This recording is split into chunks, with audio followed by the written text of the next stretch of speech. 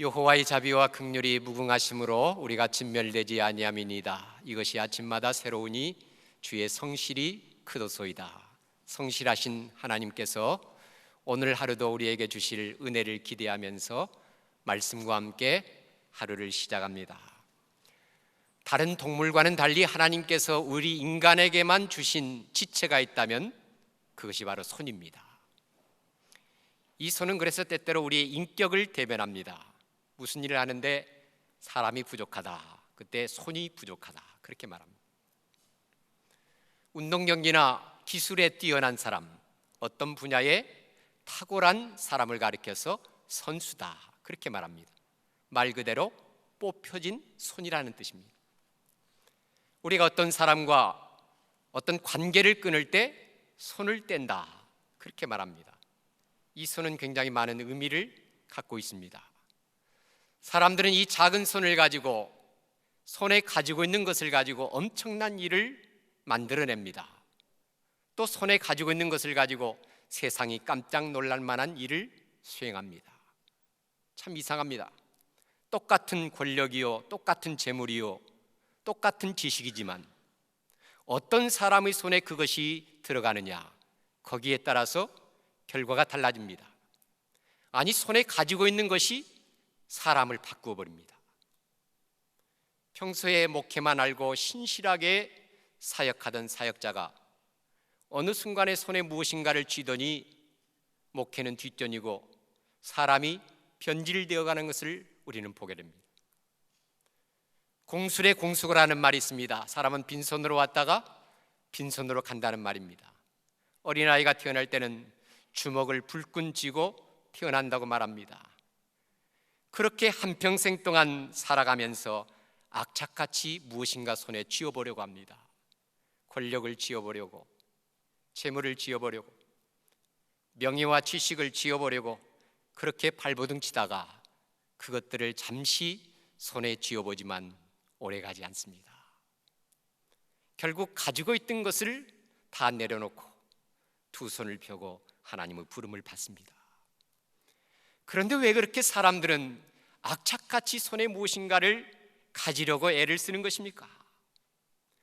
그것은 손에 무엇을 가지고 있느냐, 거기에 따라서 자신의 평가가 달라진다고 생각하기 때문입니다. 하나님의 사역자라고 자처하는 오늘 우리들은 어떻습니까? 지금까지 애를 쓰면서 노력한 결과 손에 무엇을 가졌습니까? 또한 앞으로 손에 무엇을 갖기를 원하십니까?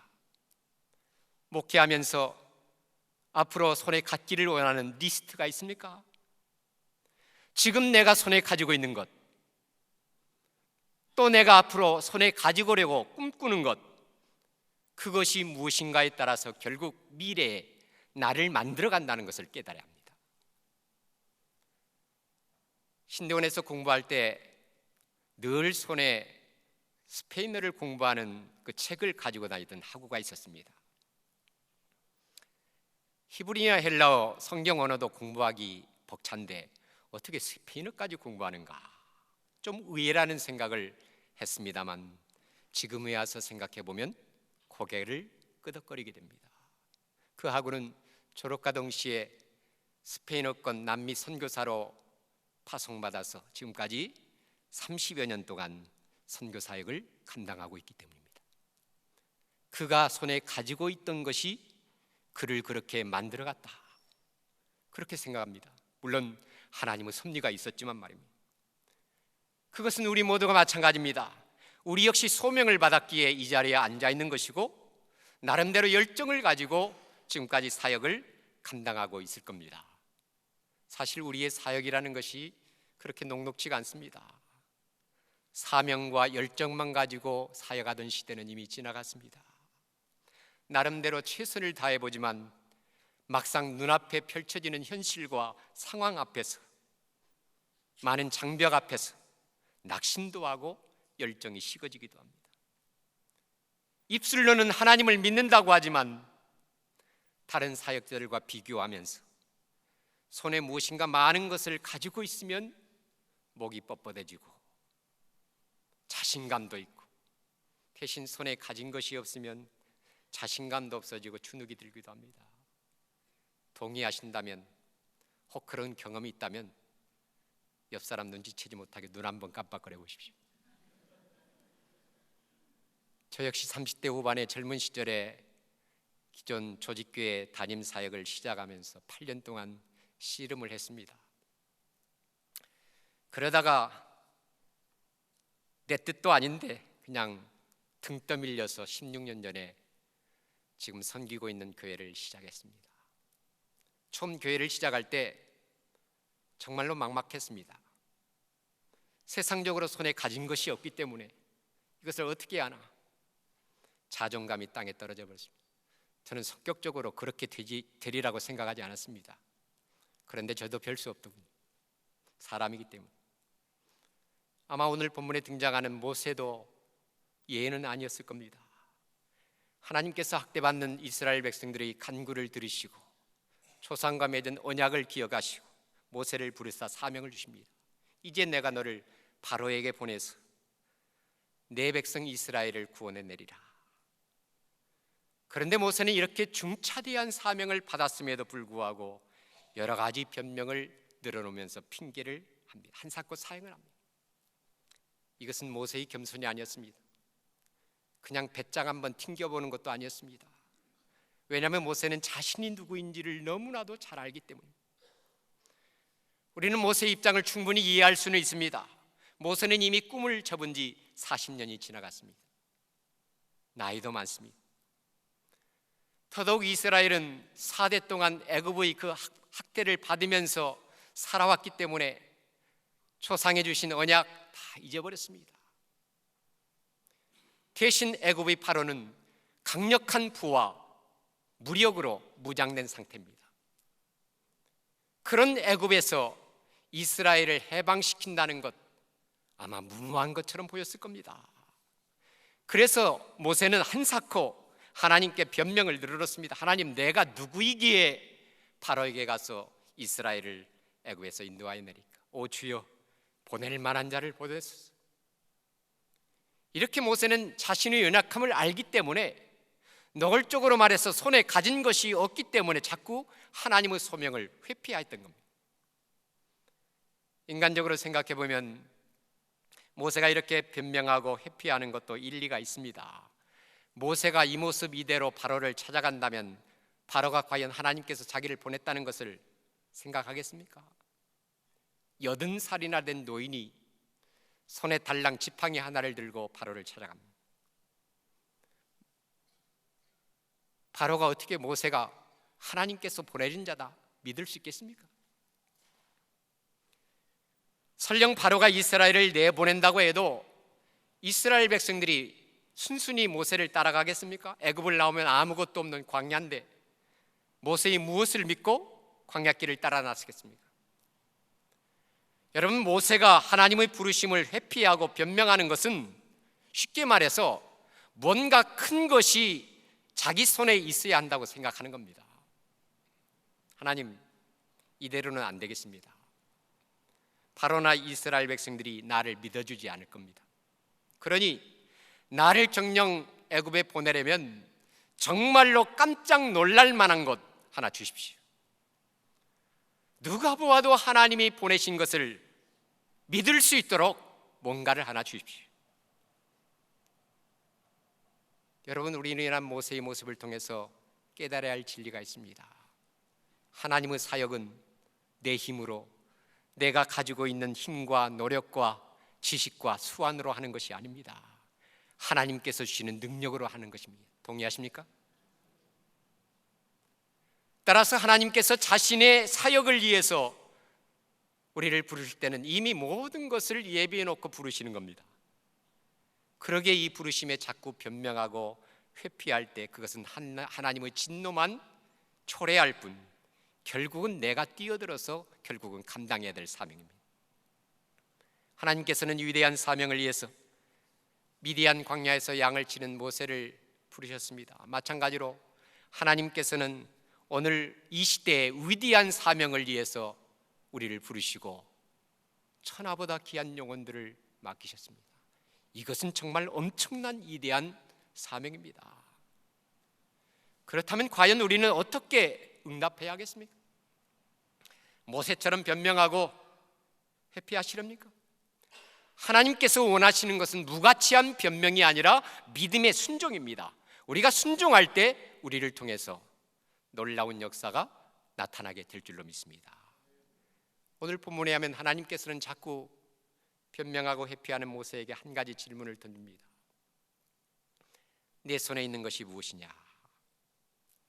그러자 모세는 지난 40년 동안 들고 다니면서 양을 치던 지팡이를 내보이면서 지팡이입니다.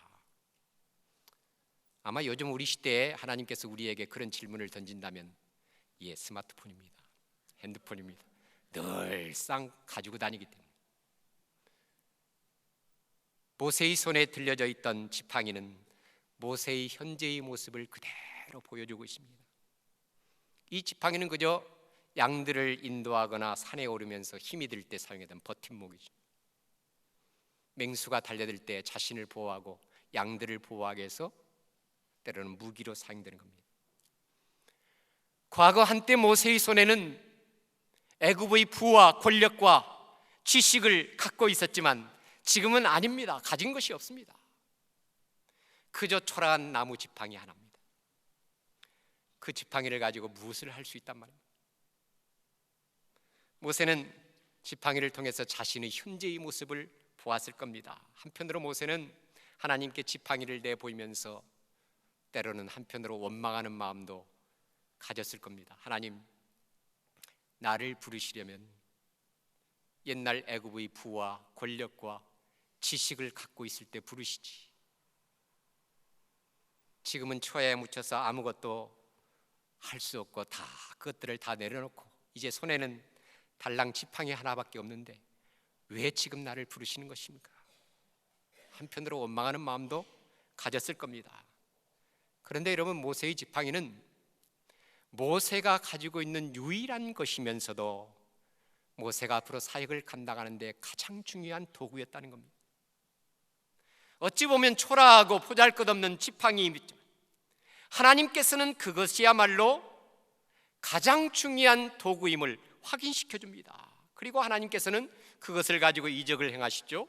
지팡이를 던졌을 때 뱀이 되고 또 뱀을 집었을 때 지팡이가 됩니다. 하나님께서는 모세의 지팡이를 통해서 이적을 행하면서 앞으로 그에게 부르심에 대한 확신을 심어주고 있는 겁니다. 이러한 지팡이 이적을 통해서 오늘 우리에게 주시는 교훈이 무엇이겠습니까? 우리가 지금 가지고 있는 것이 하찮고 보잘것없는 것이라 할지라도 하나님께서는 그것을 사용하셔서 얼마든지 하나님의 영광을 위해서 아름답게 사용할 수 있다는 겁니다. 따라서 우리는 손에 있는 것이 무엇이든지 일단 그분께 드리는 것이 필요합니다. 베스다 들에서 제자 안드레가 한 아이의 손에 들려있던 오병이어를 주님께 드립니다. 그때 주님은 그것을 가지고 남자 어른만 5,000명을 먹이고 12바구니에 남지 않았습니까? 이것이 하나님께서 일하시는 방법입니다. 하나님께서는 오늘 우리에게 동일한 질문을 던집니다. 내 손에 있는 것이 무엇이냐? 쉽게 말해서 현재 내가 가지고 있는 것이 무엇이냐? 시간, 젊음, 열정, 비전, 무엇이든지 좋습니다. 비록 그것이 내 손에 있을 때는 보잘것없을지라도 일단 하나님께 드려질 때 그것은 하나님의 사역을 감당함에 있어서 아주 요긴한 것이 된다는 겁니다. 모세의 손에 있었던 지팡이, 그것은 양떼를 돌볼 때 사용하던 목자의 지팡이에 불과합니다. 그러나 그것이 하나님의 손을 거치게 되었을 때 이적을 행하는 도구가 되더라는 겁니다. 또 하나 여기서 우리가 주목해야 할 것은 이 모세가 가진 지팡이는 하늘에서 뚝 떨어진 것이 아닙니다. 하나님께서 주신 것이 아닙니다. 모세의 지팡이는 모세가 특별히 만든 것도 아니고 어디서 꺾었는지도 모르는 일반 지팡이에 불과합니다. 10개라는 영화를 보면은 모세역 맡았던 찰턴 헤스턴이 쥐고 있던 지팡이 생각납니다. 참으로 크고 웅장하고 신비하게 생겼습니다. 그러나 그것은 실제로 그렇지 않았을 겁니다. 성지 답사차 이스탄불에 갔을 때 토카프 궁전을 방문한 적이 있습니다. 과거 오스만 제국이 400년 동안 고대 근전 지역을 통치할 때 술탄, 왕이 거하던 궁전입니다. 요즘은 궁전이라기보다도 역사 박물관입니다. 거기에 가면 실제로 모세의 지팡이가 전시되어 있습니다. 저는 그 지팡이 앞에 서서 지팡이를 보면서 그 지팡이를 들고 사역하던 그 모세의 모습이 주마등처럼 파노라마처럼 스쳐 지나가는 것을 경험했습니다. 다윗이 사용하던 칼도 거기에 전시되어 있습니다. 그 사실, 진위 여부를 떠나서 사람들은 그 지팡이를 보면서 실망합니다. 왜냐하면 단지 1m 남짓 아주 보잘것없는 지팡이이기 때문입니다. 사실 출애굽의 여정에 따라서 광야를 지나다 보면 영화 속에 등장하는 그 크고 웅장한 나무 지팡이가 나올 만한 나무를 찾아볼 수가 없습니다. 중요한 것은 그 지팡이가 크고 화려하고 멋진 것이냐? 그것이 아닙니다. 비록 볼품없고 보잘것없는 지팡이지만 누구의 손에 들려져 있느냐? 그것이 중요합니다.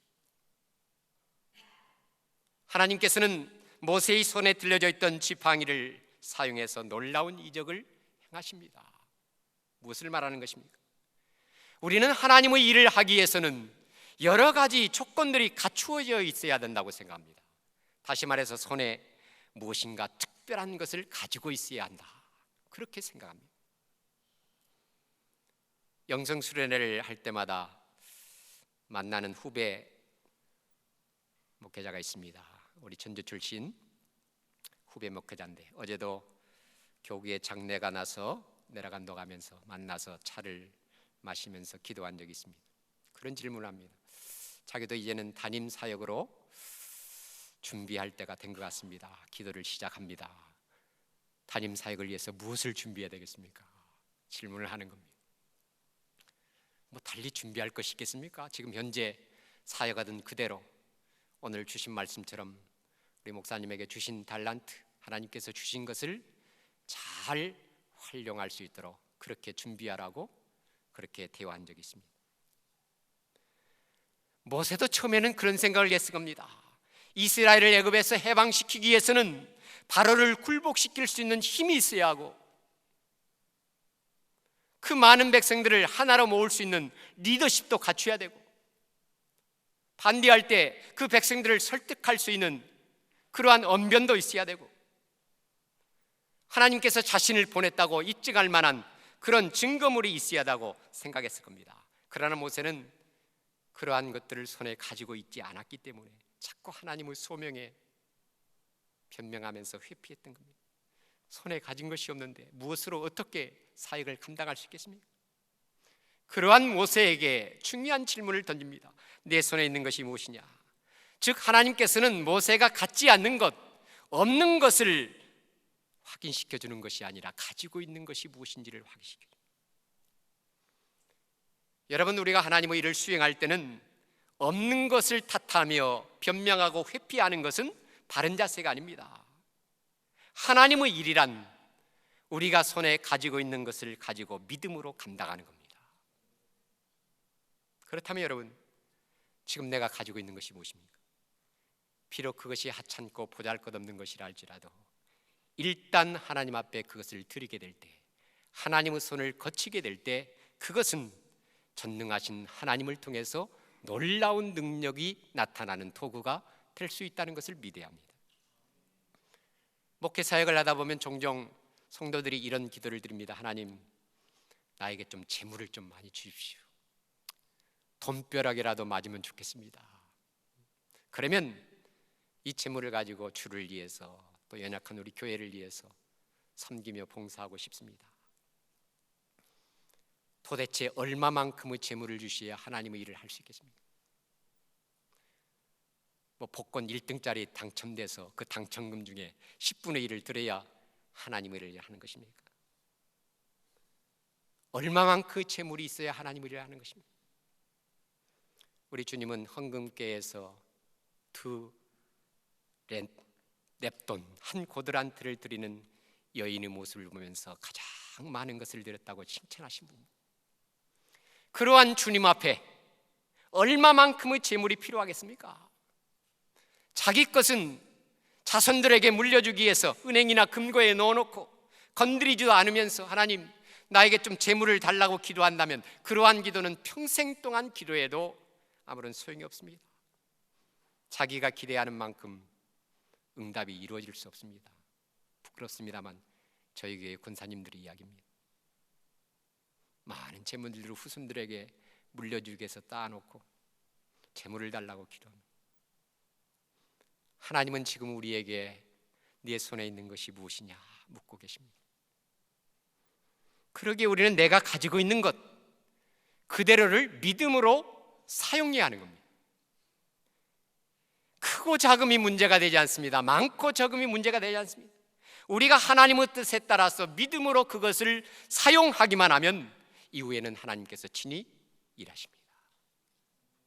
하나만 더 생각해 보겠습니다. 우리 사역자들에게는 하나님의 능력의 지팡이가 필요하다는 겁니다. 오늘 본문에 하면 모세는 어떻게 하든지 사명을 회피하려고 여러 차례 변명을 합니다. 그런데 하나님께서는 일일이 그 변명의 핑계에 응답해 주시고 몇 가지 이적을 보여주시죠. 그런 다음에 형 아론을 그의 통역자로 붙여주십니다. 그리고 능력의 지팡이까지 그의 손에 들려주십니다. 오늘 마지막 17절에 보니까 너는 이 지팡이를 손에 잡고 이것으로 이적을 행할지니라. 물론 그 지팡이는 처음부터 모세가 가지고 있던 지팡이였지만 이제는 이적을 행하는 하나님의 능력의 지팡이가 된 겁니다. 이제 모세는 그 지팡이를 가지고 하나님을 대신해서 능력을 나타내게 될 겁니다. 애굽의 여러 가지 재앙을 내리기도 하고요, 홍해를 가르기도 하고요, 반석에서 물을 내게 하는데 이 지팡이를 사용할 겁니다. 실제로 4장 20절에 보면 아주 의미 있는 기록이 나옵니다. 모세가 그의 아내와 아들들을 나귀에 태우고 애굽으로 돌아가는데 모세가 하나님의 지팡이를 손에 잡았더라. 마지막 구절을 주목하시기 바랍니다. 모세가 하나님의 지팡이를 손에 잡았더라. 이제는 지팡이의 소유권이 바뀌어져 있습니다. 지금까지 모세가 들고 다니던 모세의 지팡이가 아닙니다. 하나님의 지팡이라고 말합니다. 무엇을 말하는 것입니까? 무엇인가를 내 손에 움켜쥐고 있을 때는 그것이 내 소유가 되지만 그것을 일단 하나님께 드리게 될 때, 하나님의 손을 거치게 될 때 그것은 더 이상 내 소유가 아니라 하나님의 소유가 되는 것이요, 하나님께서는 그것을 가지고 위대한 사역을 감당한다는 겁니다. 동역자 여러분, 오늘 우리 사역자들의 문제가 무엇입니까? 자기가 가지고 있는 것을 자기 소유인 것처럼 착각하면서 살아간다는 겁니다. 자기가 교회를 개척하고 교회당 건물도 웅장하게 짓고 이만큼 부흥시켰으니 은근히 그것이 내 것인 것처럼 그렇게 생각한다는 겁니다. 내 것이라고 생각하니 내 마음대로 교회를 쥐락펴락하는 것이 아니겠습니까? 어제 저녁에도 이 목사님께서 말씀드렸지만 은퇴할 때는 이것저것 챙겨가지고 은퇴하려고 합니다. 왜냐하면 그것이 내 소유라고 생각이 됩니다.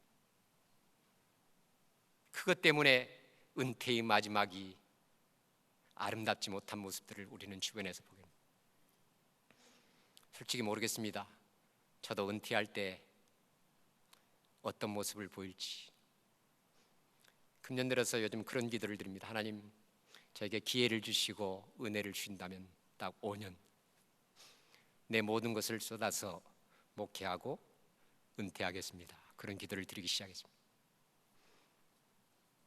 내일 일을 알지 못하는 우리 인생이 몇 년 후의 일을 어떻게 알겠습니까? 여러분, 세상에 내 것이 어디 있겠습니까? 모든 것이 하나님의 것이요 하나님의 소유입니다. 그러기에 비록 손에 무엇인가 많이 가지고 있다고 해서 우쭐거릴 필요도 없고 자랑할 필요도 없습니다. 가지지 못했다고 해서 주눅이 들 필요도 없습니다. 왜냐하면 그것들은 모두 하나님의 것이요 하나님의 소유이기 때문입니다. 우리는 그렇게 설교하고 성도들에게 가르치지만 정작 우리 목회자 자신들은 자기 소유를 내놓지 못하고 하나님의 소유인 것을 고백하지 못합니다.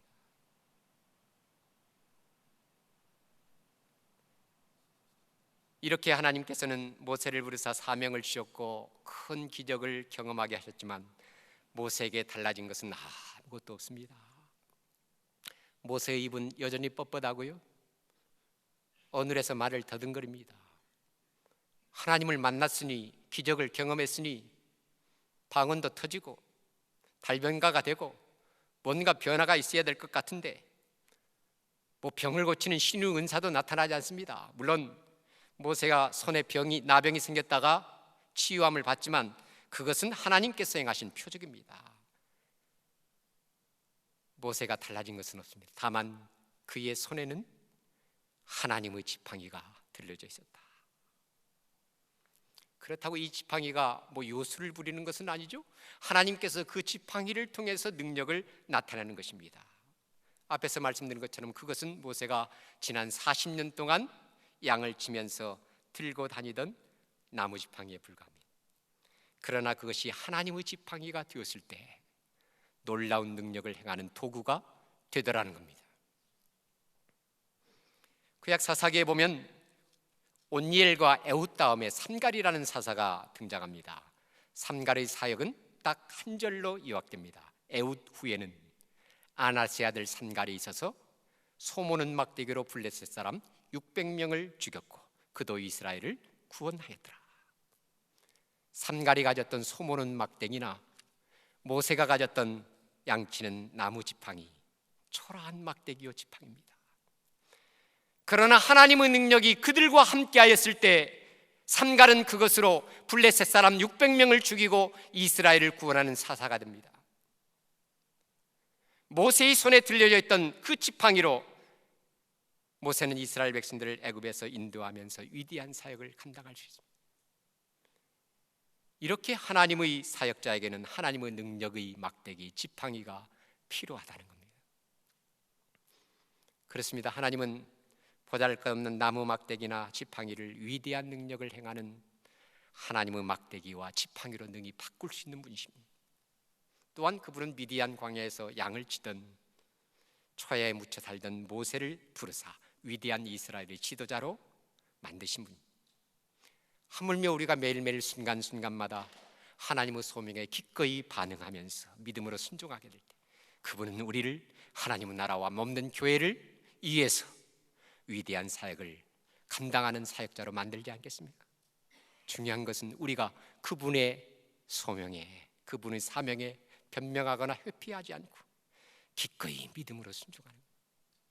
주님, 내가 여기 있사오니 나를 써주십시오.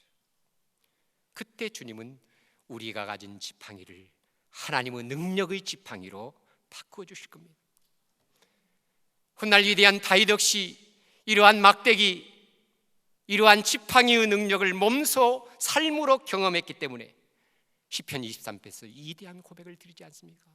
내가 사망의 음침한 골짜기로 다닐지라도 해를 두려워하지 않을 것은 주께서 주의 지팡이와 막대기로 나를 안위하시나이다. 이러한 안위를 이제는 사역의 삶 속에서 경험할 수 있게 되기를 주의 이름으로 간절히 축복합니다. 동역자 여러분, 우리 모두는 위대한 사명을 위해서 하나님으로부터 이미 부름을 받았습니다.